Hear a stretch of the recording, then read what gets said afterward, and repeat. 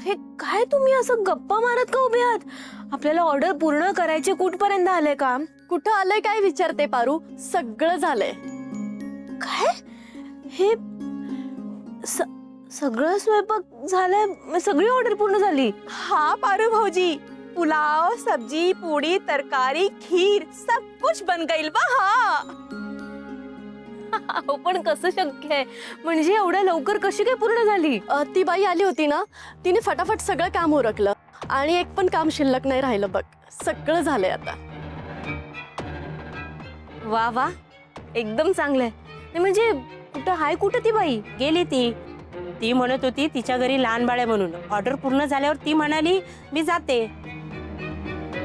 इथलं सगळं काम झालं होतं, मग आम्ही तिला जायला सांगितलं.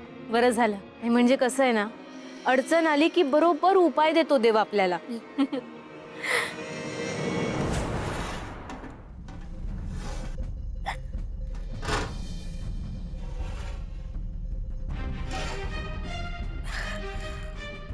ताई, तुम्ही लक्ष देऊन स्वयंपाक बनवलाय ना? होय, केलंय ना. काय ग पारू, असं का विचारतेस तू? का विचारते म्हणजे, तुम्ही बघा ना, भाजीला आंबूस वास येतोय, खराब झाली आहे भाजी. भात सुद्धा बघा खराब झालाय, तो पिवळसर पडलाय.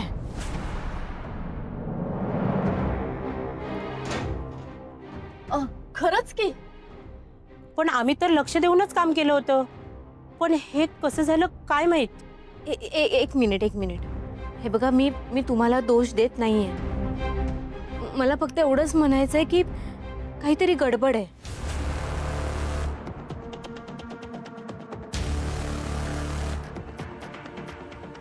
येऊ का?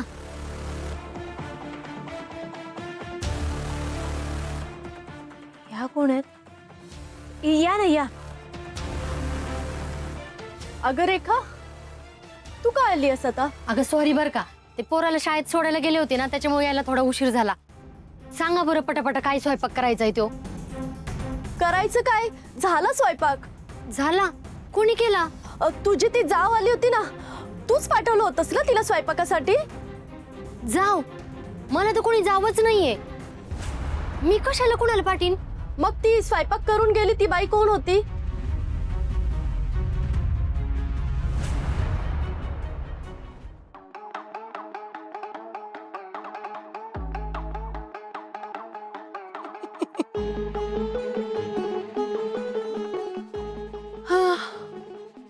पारू, माझा हा वाला प्लॅन फसूच नाही शकत.